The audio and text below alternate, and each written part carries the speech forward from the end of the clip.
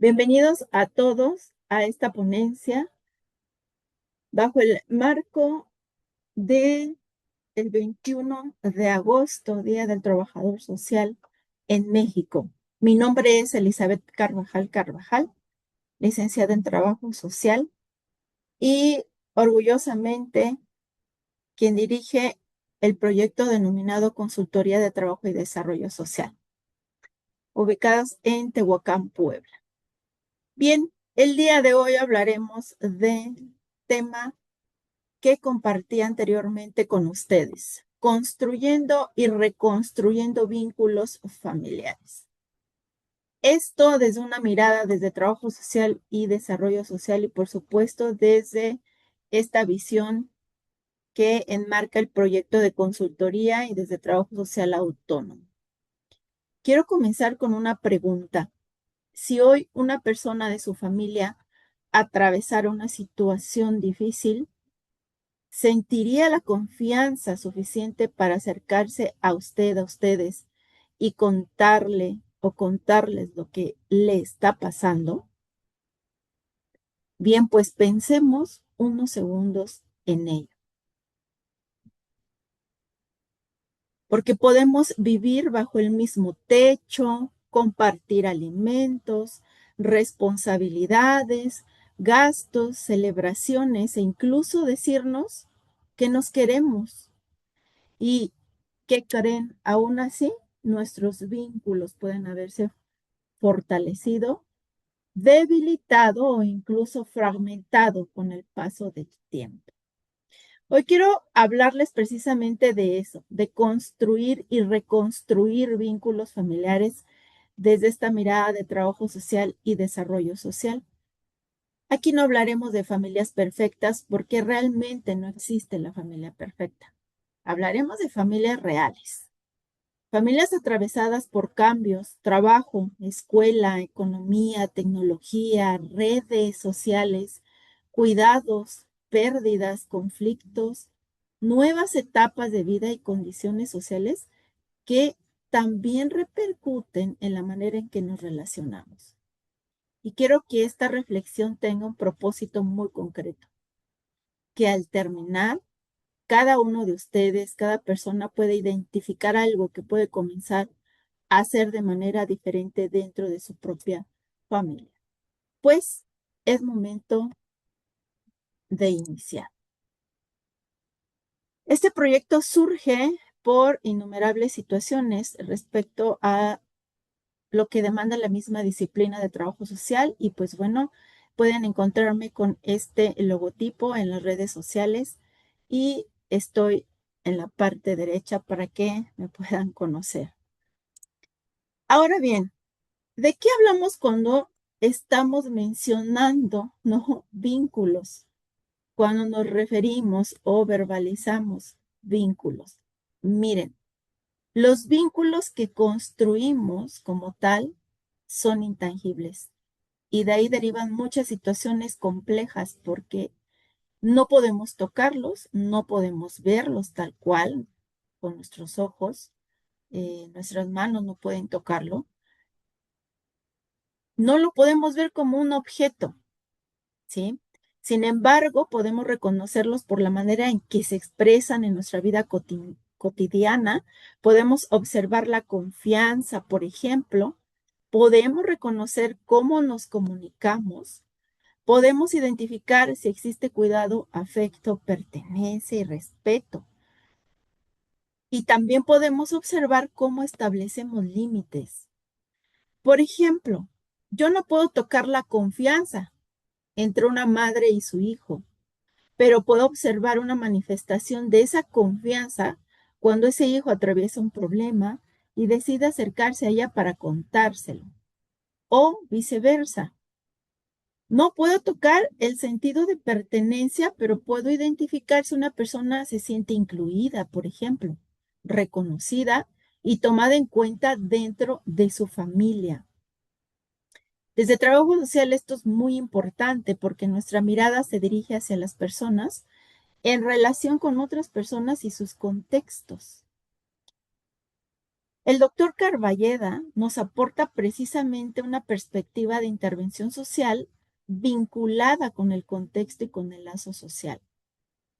Esto nos permite comprender que las situaciones que atraviesan las personas no pueden analizarse separándolas de los escenarios. ¿Y cuáles escenarios son esos? Los escenarios sociales, donde transcurre su vida. Por eso cuando hablamos de vínculos familiares, hablamos también de relaciones que se construyen cotidianamente. Y podemos ver esta pequeña imagen en donde aparece la confianza, la comunicación, la pertenencia, el cuidado, límites, afecto y por supuesto al centro como tal está la familia. Bien, el vínculo no se construye solo con amor, quiero comentarles.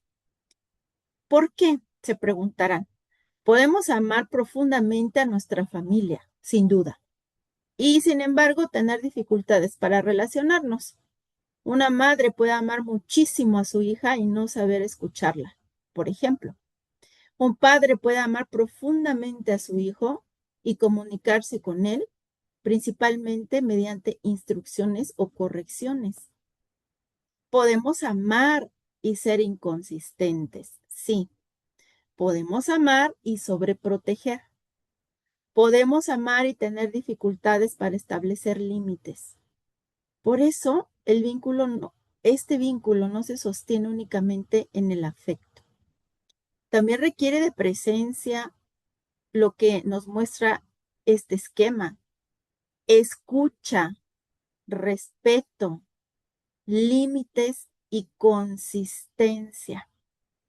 Y aquí es importante que yo les propongo una primera reflexión práctica. Piensen en su propia familia y pregúntense, ¿cuál de estos elementos, sí, que tienen en la pantalla está fortalecido y cuál necesita mayor atención? Recuerda que nadie te escucha, recuerda que nadie te va a culpar ni te va a juzgar, que eso es muy importante. Y podemos pensar que quizá tenemos mucho afecto, por ejemplo, pero poca escucha, ¿sí? En la parte de la imagen donde está ahí el oído, ¿no? La orejita, ¿no? Quizá estamos físicamente presentes, porque puede pasar, pero conversamos muy poco. Posiblemente existan reglas, pero cambian dependiendo del estado de ánimo de los adultos, por ejemplo. Ahora, les vuelvo a repetir, que ustedes lo puedan identificar no significa que se culpen, porque la culpa no nos lleva a poder accionar. ¿Qué significa esto? Significa que nosotros podamos reconocer dónde podemos comenzar a generar un cambio. Entonces, este sería un ejercicio muy importante para empezar a identificar cómo se construyen los vínculos y cuál de estos elementos está fortalecido y cuál necesita mayor atención. Bien, hay que tener presente que a través de la historia, de las épocas, de los tiempos, las familias cambian. Y actualmente, si ustedes voltean a mirar a su familia con el pensamiento, las familias no pertenecen estáticas, de hecho es algo característico de la parte social, que todo es cambiante, ¿sí? Estamos ante un constante cambio y las personas nacemos, crecemos, atravesamos la infancia, llegamos a la adolescencia, nos convertimos en adultos y envejecemos. Y miren, cada etapa trae consigo necesidades, responsabilidades y formas distintas de relacionarnos. Uno de los problemas aparece cuando una persona cambia, pero las relaciones familiares permanecen exactamente iguales.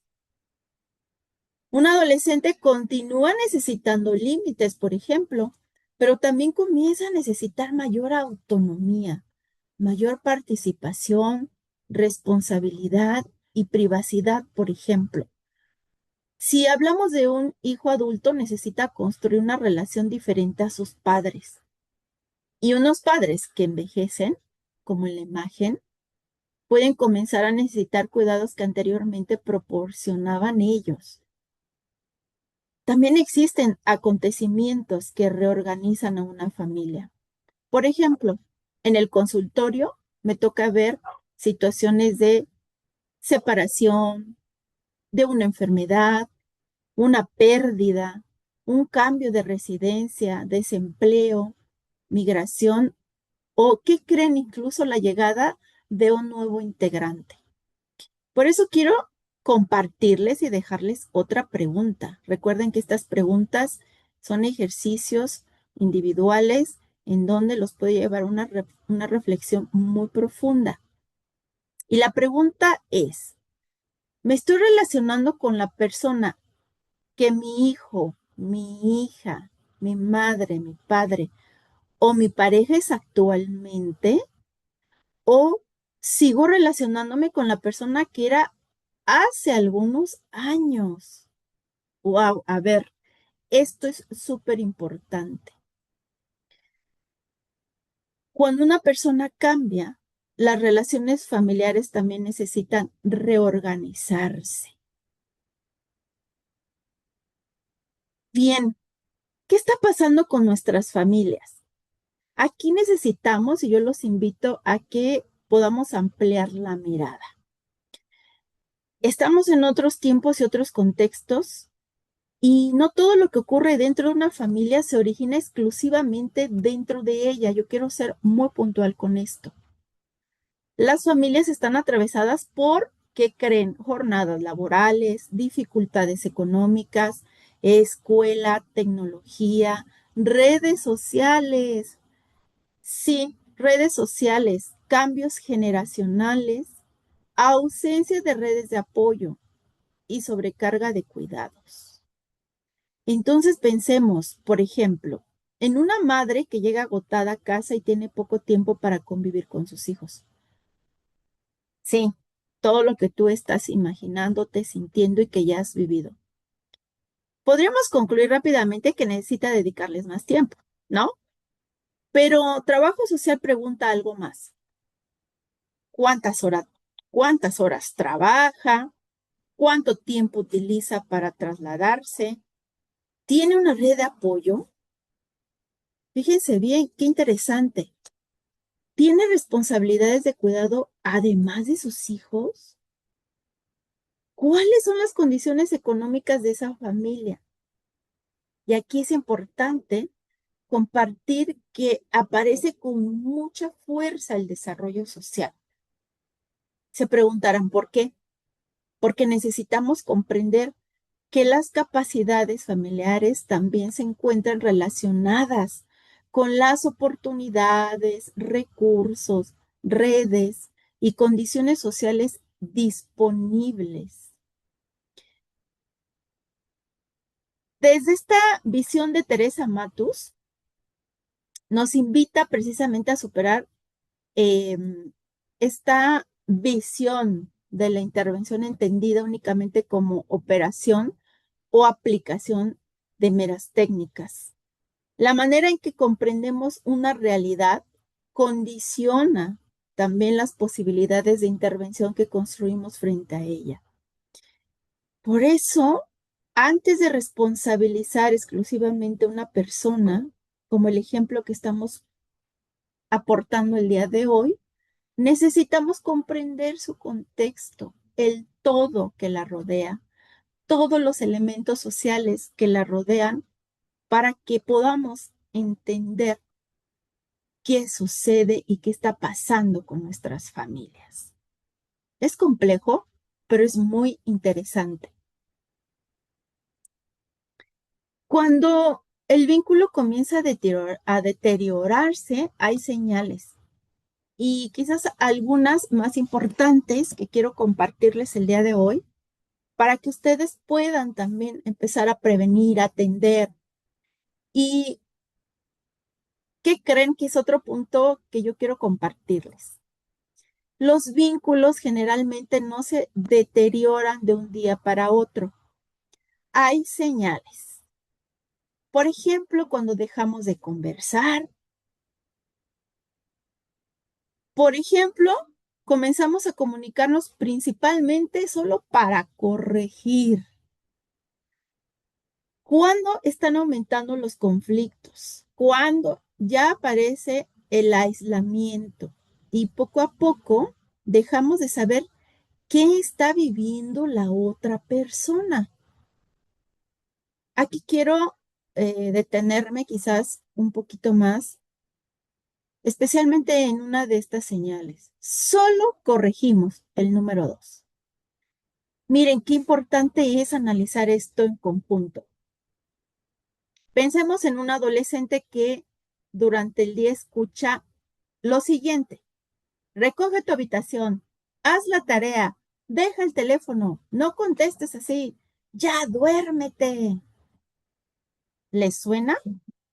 Bueno, probablemente muchas de esas indicaciones sí sean necesarias, pero hagámonos una pregunta. ¿Cuándo fue la última vez que conversaron con él sin querer corregir absolutamente nada? Pues no para preguntarles por sus calificaciones, no para hablarle de responsabilidades, no para darle una recomendación, simplemente para conocer qué está viviendo, qué pasa alrededor de él, cómo se siente. Necesita comunicación, necesita escucha, qué está viviendo. Entonces, aquí la comunicación familiar se convierte exclusivamente en instrucción, como lo estamos viendo con estos ejemplos, instrucción y corrección. Y aquí corremos el riesgo de empezar a perder espacios de encuentro precisamente. Bien, no miremos solamente la conducta porque esto es algo esencial. Desde trabajo social necesitamos aprender a mirar más allá de lo inmediatamente visible. Supongamos que un adolescente comienza a bajar sus calificaciones.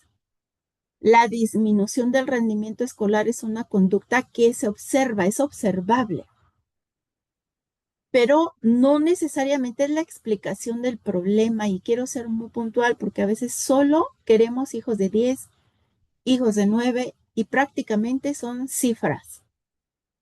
Hay que preguntarnos qué está pasando. Por ejemplo, ¿ha ocurrido algún cambio recientemente? No solo que derive de él, sino de todo el contexto. ¿Cómo está el contexto escolar? ¿Cómo están sus relaciones familiares? ¿Cómo están sus amistades? ¿Ha ocurrido alguna pérdida? ¿Cuenta con redes de apoyo? ¿Qué necesita o qué necesidades pueden estar apareciendo? ¿Y cómo están sus vínculos? Esto es súper importante. Los vínculos que ha permitido, que ha construido, que se han fragmentado con un amigo, con el novio, la novia, con los papás, los hermanos. Y retomando, el doctor Carballeda plantea que los escenarios contemporáneos de intervención requieren comprender el encuentro entre lo macrosocial y lo microsocial, así como la singularidad de los actores dentro de sus territorios y contextos. Por eso es que una conducta nos proporciona sí información, por supuesto que sí, pero una conducta por sí sola no nos cuenta toda la historia. ¿Y qué hacemos en trabajo social? Analizar la historia completa, con todos los actores involucrados y con todos los elementos sociales que sean necesarios. Mi hijo ya no me habla, por ejemplo, y vamos a situarnos en otro caso. Imaginemos que una madre dice: mi hijo ya no me habla. Podríamos quizás responder rápido, inmediatamente y decir: ay, es adolescente, es normal. No, hay que realizar un análisis y necesitamos aquí profundizar. Las preguntas serían, ¿y qué son guía para ustedes, madres, padres, tutores? ¿Desde cuándo dejó de hablar? ¿Con quién sí conversa? ¿Ocurrió algo recientemente? ¿Cambio de escuela? ¿Existe algún conflicto? ¿Cómo están sus amistades? ¿Qué está ocurriendo dentro de la familia? Y quizás una pregunta esencial, ¿qué ocurrió la última vez que ese hijo o hija contó algo difícil, por ejemplo? ¿Se le escuchó, fue escuchada o inmediatamente fue corregido, fue juzgado, fue culpado, fue comparado? Aquello que contó confidencialmente terminó siendo comentado con otras personas. Entonces, aprendemos de nuestras experiencias relacionales. Si, por ejemplo, cada vez que cuento algo recibo inmediatamente un regaño, puedo aprender que guardar silencio resulta más seguro. Pues claro, yo para qué le cuento si solo me regañan. Ante mi hijo ya no me habla, ¿sí? Como lo dice la diapositiva, nuestra primera acción no tendría que ser obligarlo a hablar. Podemos iniciar generando nuevamente condiciones de confianza para que hablar sea posible. La mirada de trabajo social, ¿sí? Esa es la mirada desde la cual quiero que comprendamos toda esta reflexión. Trabajo social no se centra solamente en el individuo, no busca trastornos, no se va a la parte mental, mucho menos diagnostica o anda diagnosticando situaciones que competen a otras disciplinas. ¿Qué hacemos desde trabajo social? Observamos a la persona junto con la familia, como está el esquema. ¿Qué sucede con la escuela, por ejemplo, con esta relación en la escuela, la comunidad, redes de apoyo, redes digitales, ¿eh? Porque ahora los chicos, las chicas, todos somos digitales de alguna forma. ¿Qué sucede con las instituciones? Y nosotros o su servidora analiza las relaciones que existen entre ellas. Kirchnerman propone algo muy importante desde una perspectiva construccionista, un trabajo social reflexivo y crítico, que no actúe simplemente por actuar, sino que piense sistemáticamente en la realidad y la propia intervención. Por eso es que se trabaja desde este proyecto muy personal, desde la parte sistémica vincular. Eso significa que cuando una persona presenta dificultades, nuestra pregunta profesional no va a terminar en, pues, ¿qué le pasa, Juanito? ¿Qué le pasa, doña Lupita? No. Preguntamos, ¿qué está pasando alrededor de esta persona? ¿Qué recursos tiene? ¿Qué relaciones la protegen? Porque esto también es importante. En muchas ocasiones, por el contexto tan complejo, olvidan que sí hay relaciones que los están protegiendo y nosotros tenemos que sacarlos a la luz para que ellos lo puedan visualizar. ¿Qué relaciones pueden estar generando dificultades dentro de la familia, la escuela, la comunidad, las instituciones, las redes? ¿Qué redes existen o son inexistentes? ¿Qué instituciones están presentes, ausentes también? Se vale. ¿Y qué condiciones sociales están interviniendo en esta necesidad o dificultad? Y quiero compartirles que encontramos aquí una de las particularidades fundamentales de nuestra profesión desde trabajo social, para que también mamá en casa, papá en casa, tutores nos conozcan. Bien, antes de corregir, yo los invito que vayamos a comprender. Hay una herramienta muy útil y sencilla, ¿sí? Que les quiero compartir. La próxima vez que aparezca una conducta familiar que a ustedes les preocupe como madres, padres, tutores, abuelitos, abuelitas, que son personas mayores, porque luego al decir abuelitos, abuelitas, pues empiezan a señalarnos.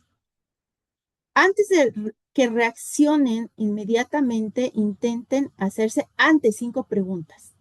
Tienen que bajar su enojo, su tristeza, si están en un modo reactivo y preguntarse, ¿qué ocurrió antes de esa conducta? ¿Qué, qué estoy yo permitiendo como madre, como padre? También es importante. ¿Es algo nuevo o lleva tiempo sucediendo?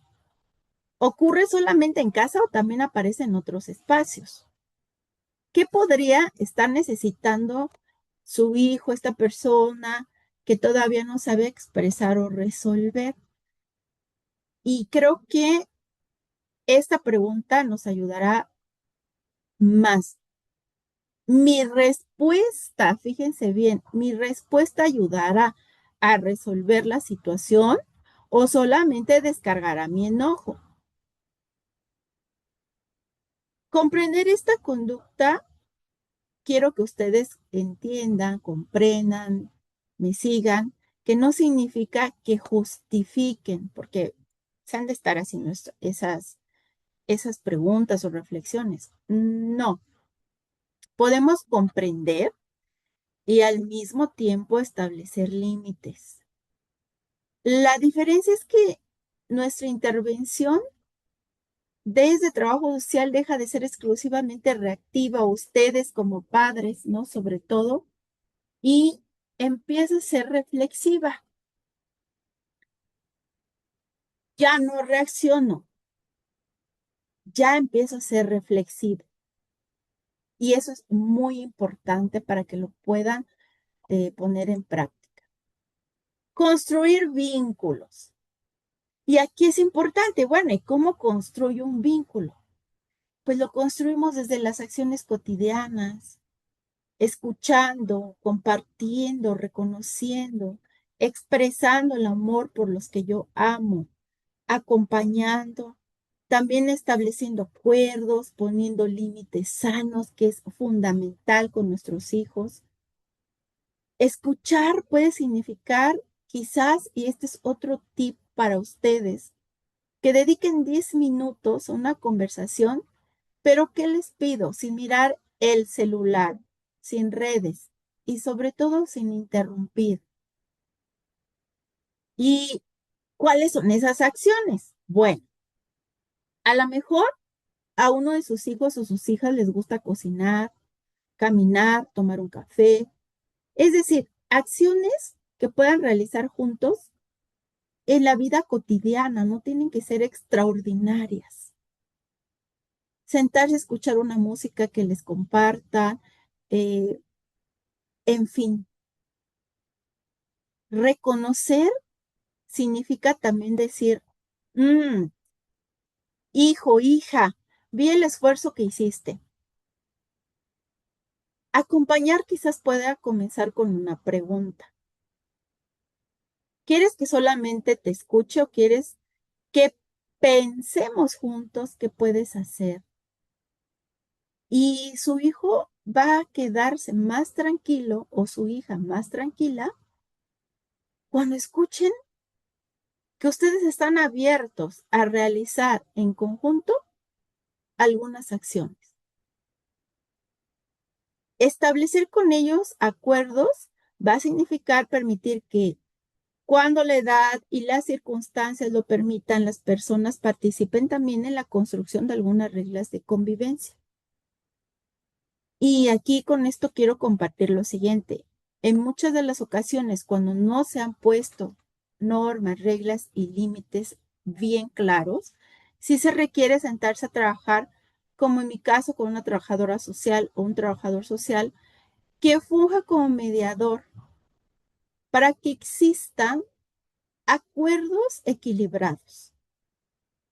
Entonces, estas pequeñas acciones sostenidas en el tiempo nos llevarán a vínculos más sanos.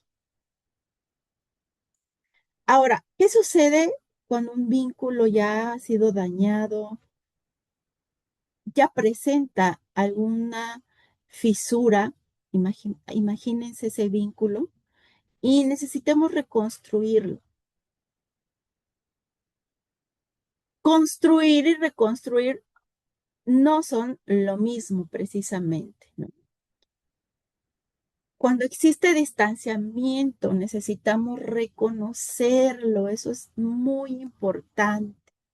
Para reconstruir un vínculo necesitamos reconocer qué está pasando, acercarnos, escuchar, reparar, acordar y sobre todo sostener los cambios, pero puedo iniciar con lo que estas pequeñas frases que tienen la diapositiva. Me equivoqué, no debí hablarte así, quiero escucharte. ¿Cómo podemos hacerlo diferente? Esto hace un cambio gigantesco. Y reparar o reconstruir también se aleja de la culpabilidad, porque es parte de la educación familiar. Una madre puede decir me equivoqué, un padre puede decir no debí hablarte así. Podemos decir quiero escucharte o preguntar cómo podemos hacerlo diferente. Es muy importante reconocer un error y al reconocerlo, mamá, papá, tutores, no va a eliminar su autoridad en casa. Al contrario, permite mostrar que las relaciones también requieren responsabilidad de ambas partes. Sin embargo, existe algo fundamental. Reparar no significa pedir disculpas hoy y repetir exactamente la misma conducta mañana. No, no, no. La reconstrucción requiere consistencia. La confianza no se recupera únicamente mediante palabras, con acciones. Todo se reconstruye con nuevas experiencias de relación sostenidas con el tiempo y acciones pequeñas pero concretas y reales. Los límites también protegen el vínculo. Eso sin duda. Cuando hablamos de vínculos, no significa hablar de ser permisivos, porque sabemos que los límites también protegen. Pero hay que diferenciar tres cosas. Límite, castigo y control no son sinónimos. Un límite o su característica es que debe ser claro.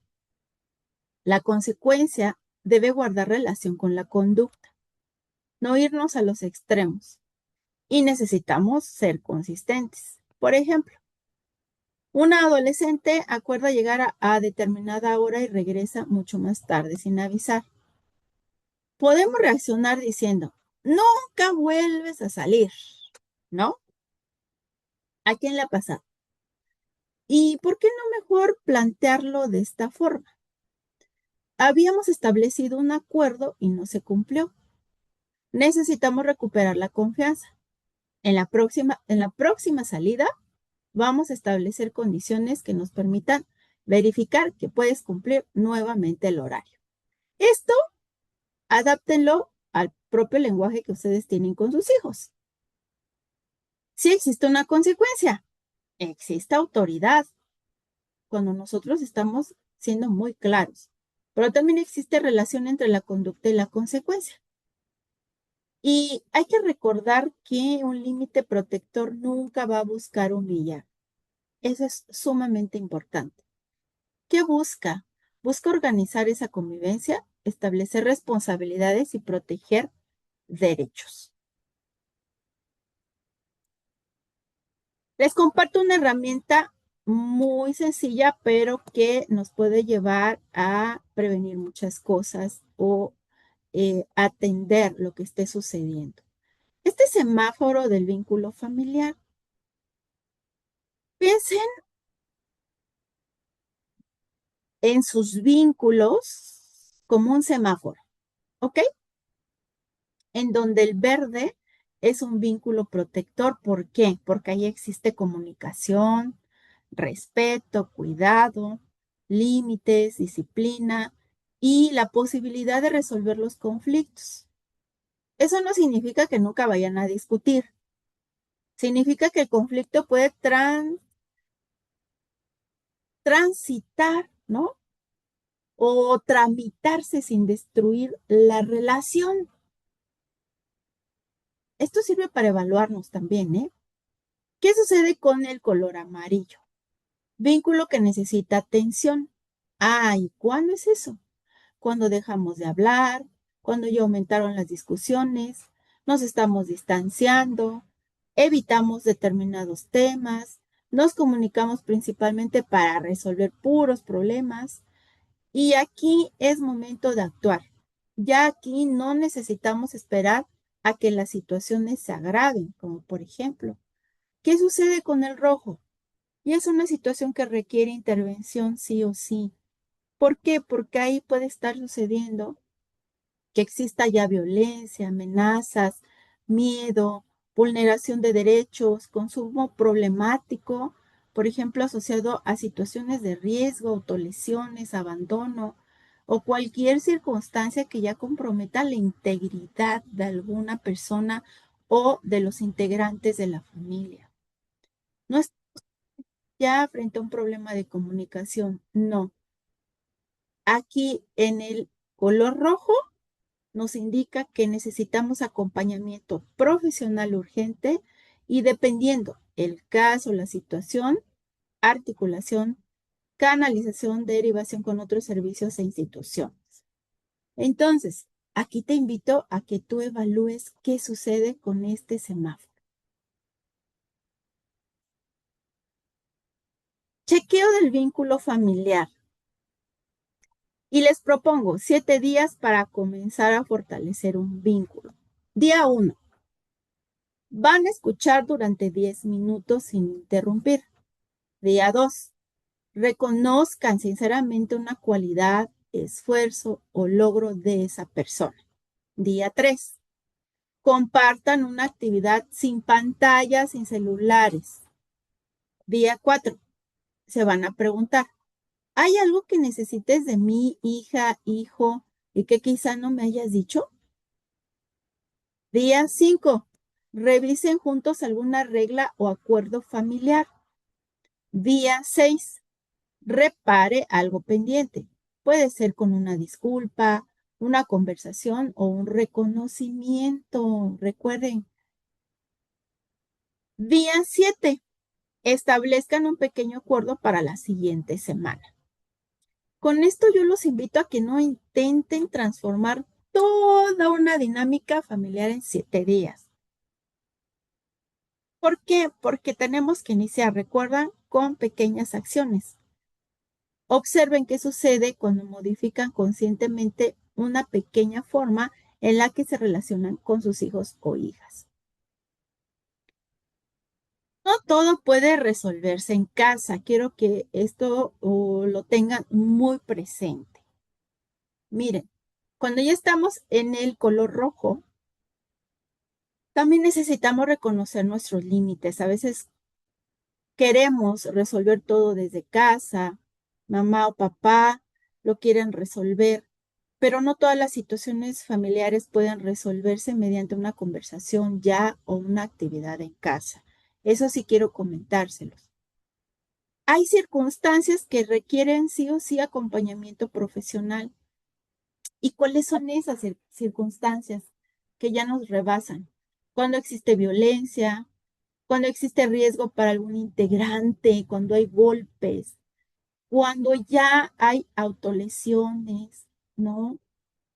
Cuando hay un consumo de sustancias que ustedes lo conocen como problemático, cuando existe aislamiento significativo, cuando hay abandono, cuando observamos ya un deterioro importante en la convivencia diaria, cuando identificamos vulneración de nuestros derechos. Y aquí es importante solicitar acompañamiento. Y llévense algo también que nos aleja de la culpa. No porque soliciten acompañamiento, significa que su familia haya fracasado. ¿Recuerdan al inicio cuando hablábamos de que no hay familias perfectas? Bueno, significa reconocer responsablemente que una situación ha superado sus recursos disponibles y que necesitan incorporar otro tipo de intervención. Bien, ¿qué puede hacer trabajo social su servidora desde consultoría? Se realizan valoraciones sociofamiliares integrales, como ya les he comentado. Identificamos factores de riesgo, factores protectores también. Nos sentamos a trabajar y a conocer la dinámica y las condiciones de vida de la familia. Hay momentos dentro de la intervención donde realizamos orientación socioeducativa, fortalecemos capacidades familiares, identificamos y sobre todo activamos redes de apoyo, gestionamos recursos. Hay articulación con las escuelas, con los servicios de salud, comunidad, instituciones. Por supuesto que acompañamos procesos y sobre todo realizamos ese seguimiento. Volviendo a retomar al doctor Carballeda, quien plantea que la intervención en lo social es una posibilidad de articular o articulación frente a escenarios de fragmentación, recuperando conexiones entre personas, sujetos, instituciones y contextos. Y esto es potencialmente pertinente cuando hablamos de familias, porque algunas veces el problema no necesita únicamente una respuesta individual, jamás. A veces llega papá y mamá queriendo que el adolescente resuelva todo, y no. Necesita reconstruir relaciones, fortalecer redes y volver a articular recursos que se encontraban fragmentados. La familia nunca vive aislada, no vive aislada y tomando de ejemplo esta diapositiva, ¿por qué? Porque la familia está relacionada con la escuela, con la comunidad, con el trabajo, con la economía, con la cultura, con las instituciones, con las políticas sociales, con las redes digitales, por ejemplo. Y por supuesto, aquí encuentro un punto esencial desde el desarrollo social.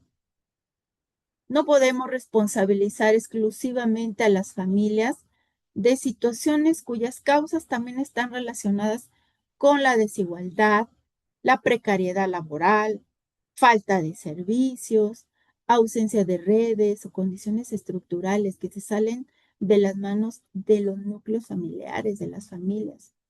Pero tampoco debemos pensar que las personas carecen completamente de capacidad de acción. No, existen cosas que podemos comenzar a modificar dentro de nuestras relaciones familiares, como las que ya les he propuesto.